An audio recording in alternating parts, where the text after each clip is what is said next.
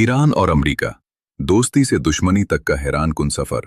जरा तसव्वुर करें, एक तरफ दुनिया की सबसे ताकतवर सुपर पावर और दूसरी तरफ मशरिक़ वुस्ता की सबसे जिद्दी और मुज़ाहिमत करने वाली रियासत। आज दोनों एक दूसरे को खतरा समझते हैं, दोनों एक दूसरे पर पाबंदियां लगाते हैं, दोनों एक दूसरे पर हमलों के इल्जामात लगाते हैं और कई बार दुनिया को ऐसा लगा कि अब जंग छिड़ने वाली है।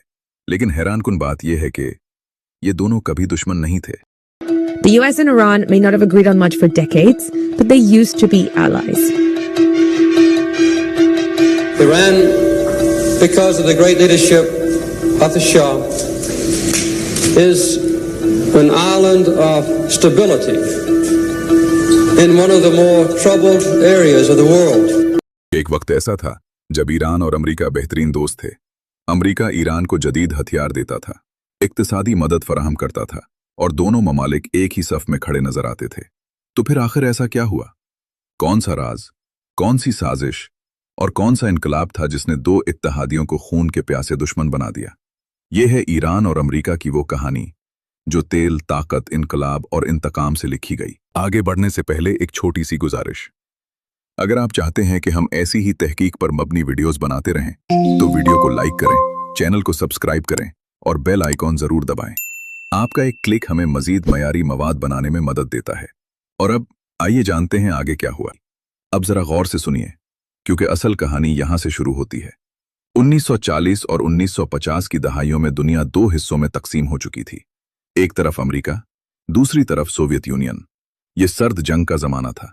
अमेरिका को हर कीमत पर ऐसे इत्तेहादी दरकार थे जो सोवियत असर और रसूख को रोक सके, और ईरान इस खेल का एक इंतहाई अहम मेहरा था।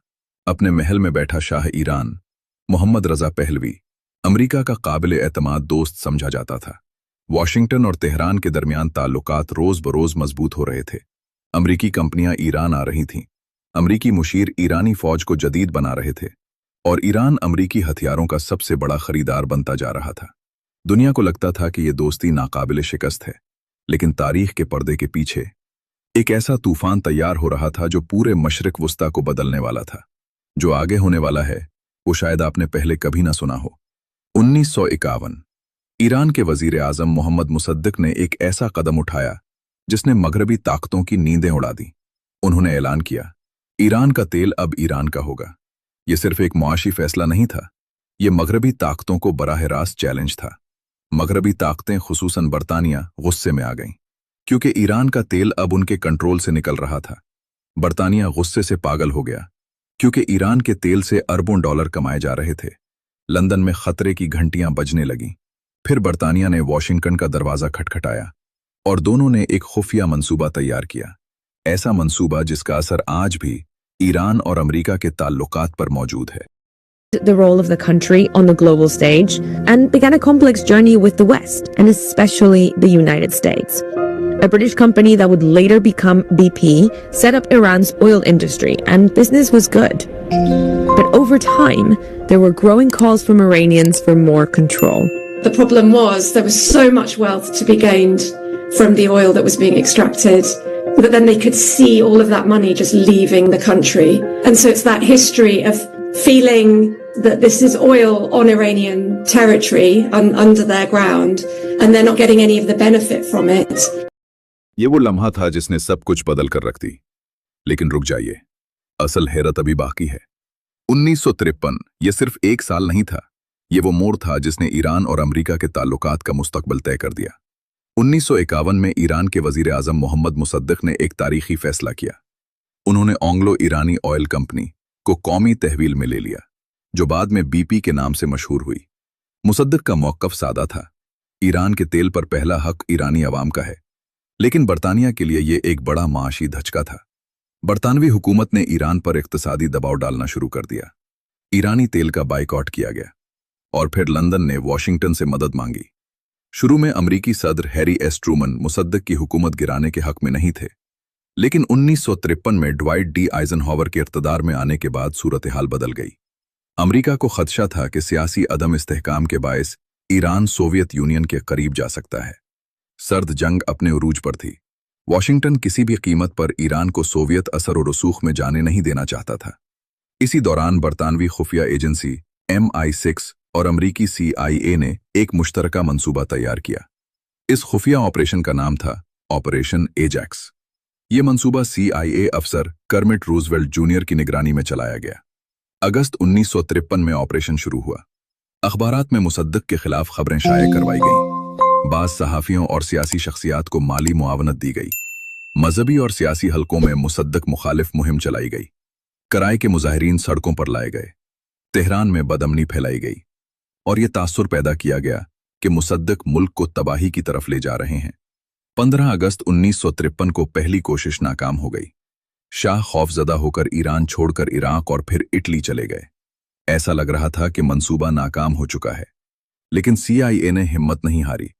सिर्फ 4 दिन बाद 19 अगस्त 1953 तारीख का रुख बदल गया।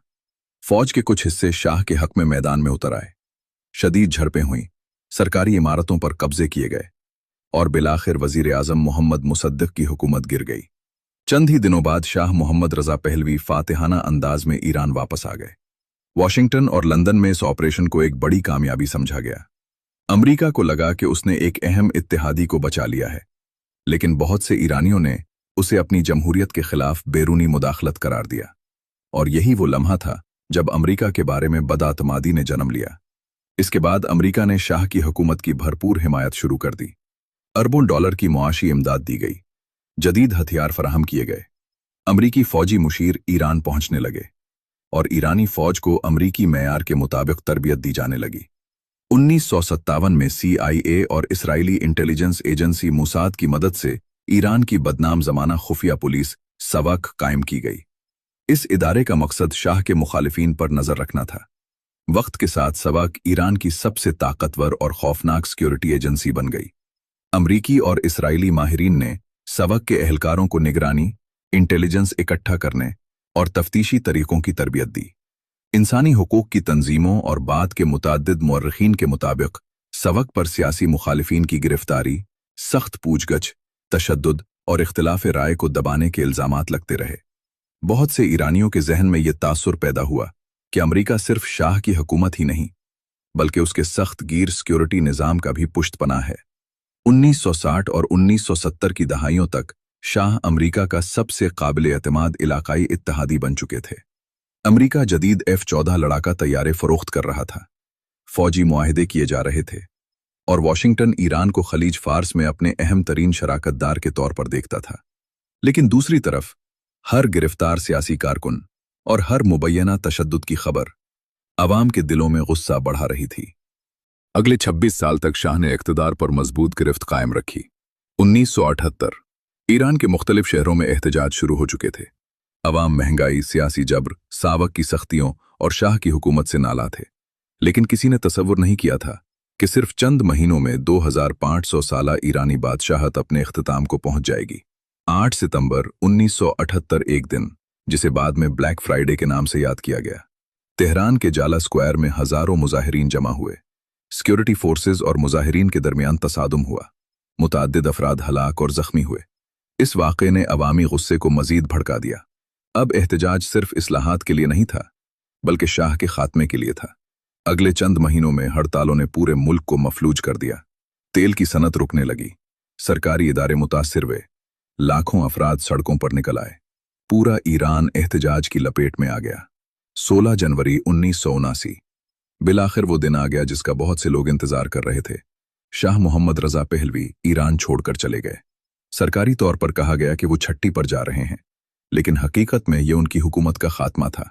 टीवी पर शाह के जहाज को उड़ते देखकर बहुत से ईरानी खुशी से सड़कों पर निकल आए। कई शहरों में जश्न मनाया गया।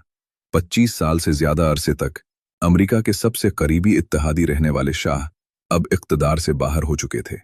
फिर आया वो लम्हा जिसने तारीख का रुख बदल दिया।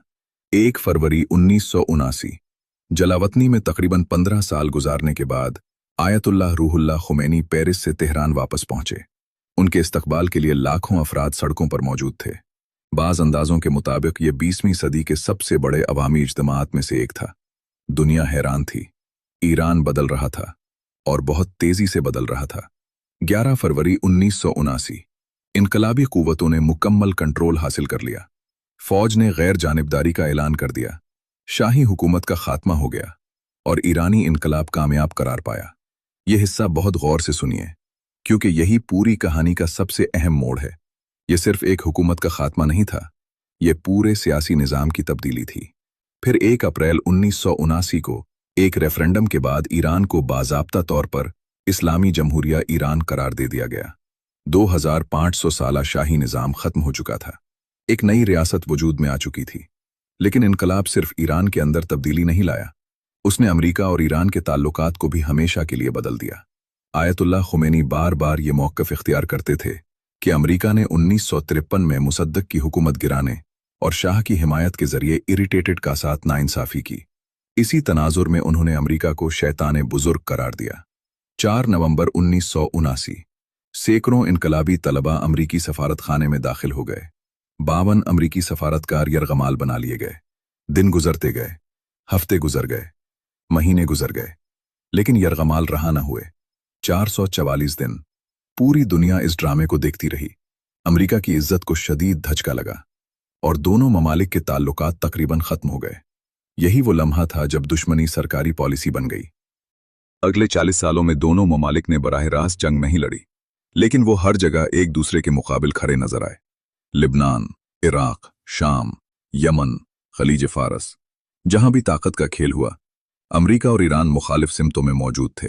पाबंदियां लगीं, हमले हुए, जवाबी हमले हुए, और मशरिक़ वुस्ता मुसलसल कशीदगी की लपेट में रहा। असल झटका अभी आना बाकी। जो अगला फैसला हुआ उसके असरात आज तक महसूस किए जाते हैं। यहां से हालात ने एक खतरनाक रुख इख्तियार करना शुरू कर दिया। 1979 के इनकलाब के बाद ईरान और अमेरिका के ताल्लुकात पहले ही खराब हो चुके थे, लेकिन 21वीं सदी में एक नया तनाज़े सामने आया।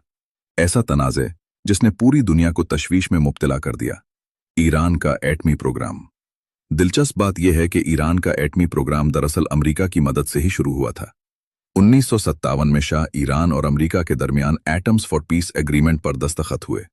इस प्रोग्राम के तहत अमेरिका ने ईरान को पुरअमन एटमी टेक्नोलॉजी फराहम करने में मदद दी। उस वक्त कोई तसव्वुर भी नहीं कर सकता था कि यही प्रोग्राम एक दिन वाशिंगटन और तेहरान के दरमियान सबसे बड़ा तनाज़े बन जाएगा। 1979 के इस्लामी इनकलाब के बाद एटमी प्रोग्राम की रफ्तार सुस्त पड़ गई, लेकिन 1990 की दहाई में ईरान ने दोबारा अपने जौहरी मंसूबों पर काम शुरू किया। फिर 2002 में दुनिया हैरान रह गई।